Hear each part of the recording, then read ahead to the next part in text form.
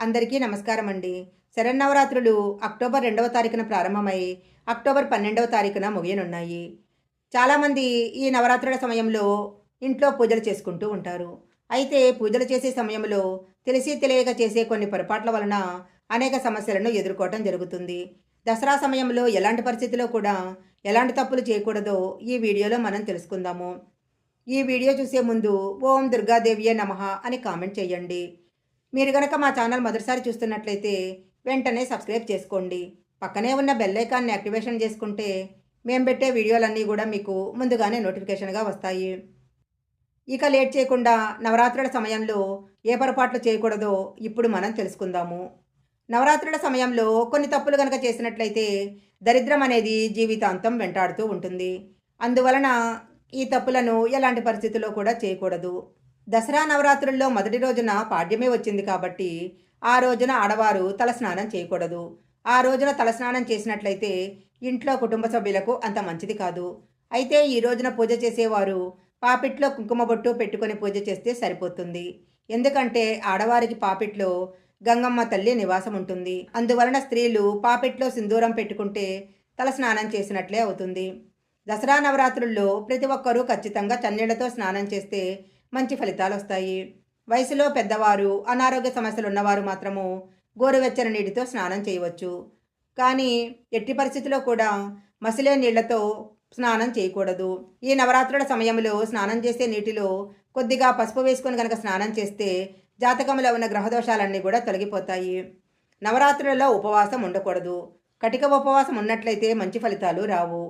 నవరాత్రులలో ఉపవాసం ఉండేవారు ఒక్క పూట ఉపవాసం ఉన్నా చాలు.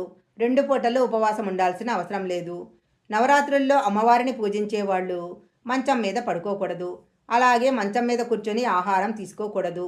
ఇలా గనక చేసినట్లయితే దుర్గమ్మ తల్లి యొక్క ఆగ్రహానికి గురి కావలసి వస్తుంది.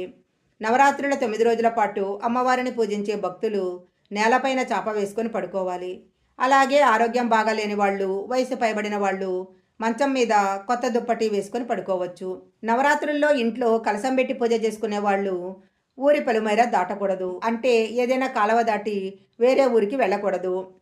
నవరాత్రుల్లో ప్రతి ఒక్కరూ ప్రశాంతంగా ఉండాలి.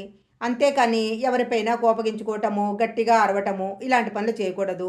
పెద్దవాళ్లతో గొడవలు పడకూడదు. మీరెన్ని పూజలు చేసినా సరే ఇలా గనక పొరపాట్లు చేసినట్లయితే అమ్మవారి యొక్క అనుగ్రహము దక్కదు. 9 రోజుల పాటు పూజలు చేసే ఆడవాళ్ళు జుట్టు విరగబోసుకొని ఇంట్లో తిరగకూడదు. అలాగే గడప దగ్గర కూర్చొని జుట్టు దువ్వకూడదు.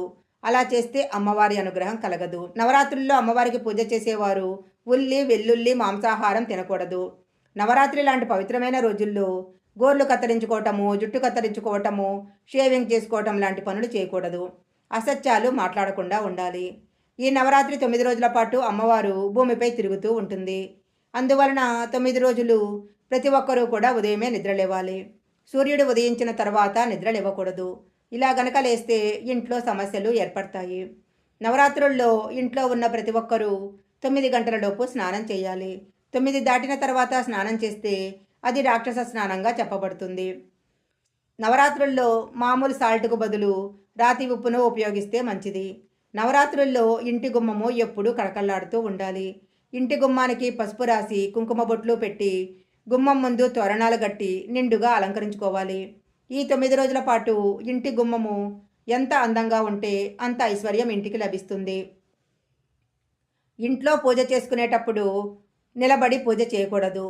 నేలపైన ఒక చాప వేసుకొని దాని మీద కూర్చొని అమ్మవారిని పూజించాలి. నవరాత్రుల్లో ఇంట్లో పూజ చేసుకునేటప్పుడు అగ్గిపుల్లతో దీపాన్ని వెలిగించకూడదు.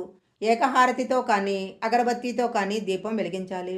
9 రోజులు నలుపు రంగు వస్త్రాలకు దూరంగా ఉండాలి.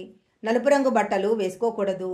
దసరా నవరాత్రుల్లో ఇంటి ప్రధాన తలుపుకి పసుపుతో స్వస్తిక్ చిహ్నం వేసుకుంటే చాలా మంచిది.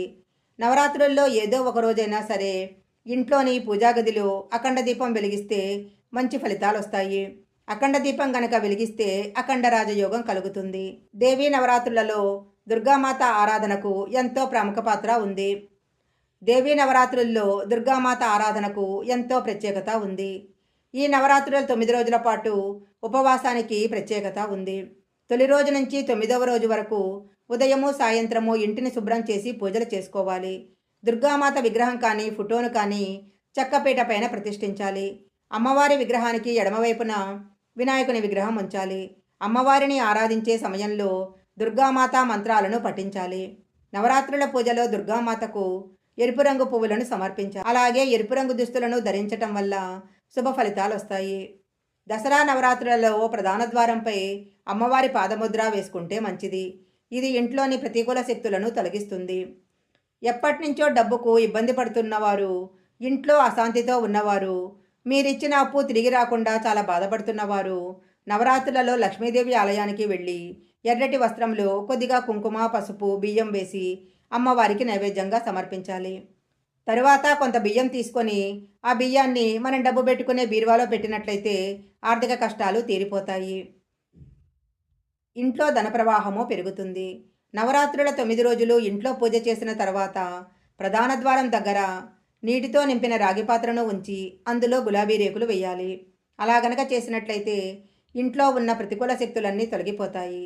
దసరా నవరాత్రులలో అమ్మవారికి ఎండు ద్రాక్ష నైవేద్యంగా పెట్టినట్లయితే మీరు అనుకున్న పనులన్నీ కూడా సక్రమంగా పూర్తయిపోతాయి.